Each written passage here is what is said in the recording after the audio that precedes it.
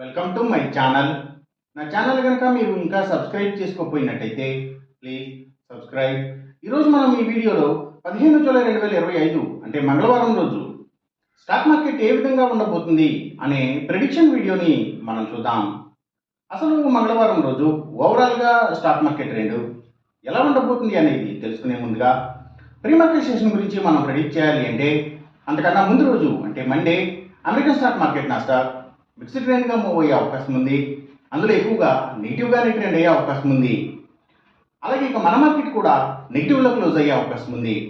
ఇక నెక్స్ట్ రోజు అంటే ట్యూస్డే మార్నింగ్ టైము ఒక పాజిటివ్ ట్రెండ్ని చూపించే అవకాశం ఉంది. ఏషియన్ మార్కెట్స్ ఒక పాజిటివ్ మూమెంట్ని చూపించే అవకాశం ఉంది.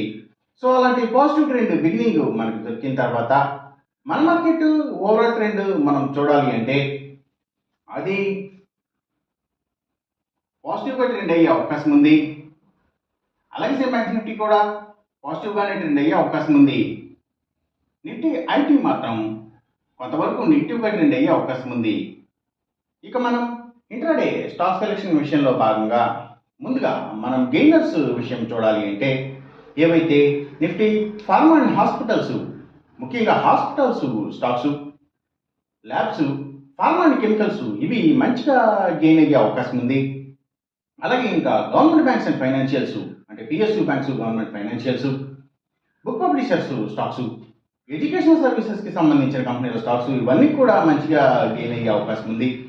ఇంకా ఫుట్వేర్కి సంబంధించిన కంపెనీల స్టాక్స్, సర్వీసెస్కి సంబంధించిన అన్ని కంపెనీల స్టాక్స్ కూడా అంటే courier services, food deliveries, pharma deliveries ఇలాంటి వాటి అన్ని కంపెనీల స్టాక్స్ కూడా గెయినింగ్ సైడ్ ఉండే అవకాశం ఉంది. అలాగే ఇంకా బయోగ్యాస్, బయో పవర్, బయోడీజిల్ ఇలాంటి వాటికి సంబంధించిన కంపెనీల స్టాక్స్, గ్రీన్ ఎనర్జీకి సంబంధించిన కంపెనీల స్టాక్స్ ఇవన్నీ కూడా గెయినింగ్ సైడ్ ఉండే అవకాశం ఉంది.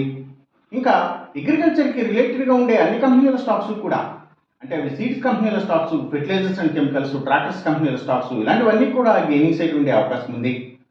అలాగే ఆయుర్వేదిక్ మెడిసిన్స్ని తయారు చేసే కంపెనీల స్టాక్స్ కూడా, ఇంకా పబ్లిక్ లిమిటెడ్ కంపెనీల స్టాక్స్ చాలా వరకు కూడా గెయినింగ్ సైడ్ ఉండే అవకాశం ఉంది. ఇంకా Nifty automobile sector stocks, power and ఎనర్జీకి సంబంధించిన అన్ని కంపెనీల stocks, tours and travels, logistic supplies, imports and ఎక్స్పోర్ట్స్కి సంబంధించిన కంపెనీల స్టాక్స్, ఆయిల్ అండ్ న్యాచురల్ గ్యాస్కి సంబంధించిన కంపెనీల స్టాక్స్, పెట్రోకెమికల్స్కి సంబంధించిన కంపెనీల స్టాక్స్, అలాగే ఇంకా ఏవైతే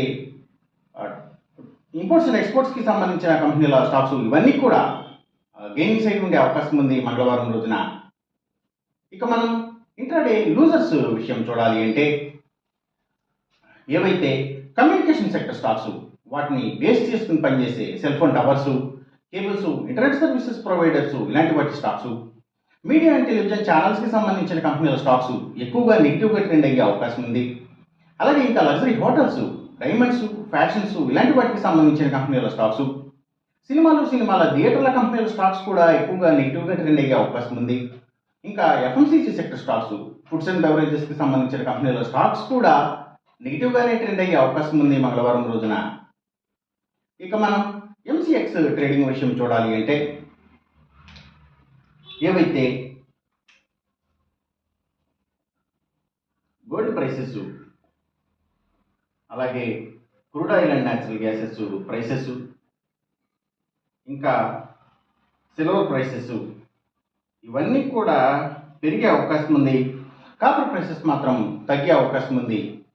ఈ చెప్పిన రిజల్ట్స్కి ఏమాత్రం వ్యతిరేకంగా జరుగుతున్నట్టు మీకు అనిపించినా సరే ఇమీడియట్గా మీ బెట్ల నుంచి వెనక్కి వచ్చేసేయండి. ఇది కేవలం ఒక ఆస్ట్రాలజికల్ ప్రెడిక్షన్ మాత్రమే, దయచేసి గమనించండి. అలాగే ఈ వీడియో కనుక మీకు నచ్చినట్టయితే నా ఛానల్ని సబ్స్క్రైబ్ చేయండి, అందరికీ ఈ వీడియోని షేర్ చేయండి, లైక్ చేయండి. Thank you for watching.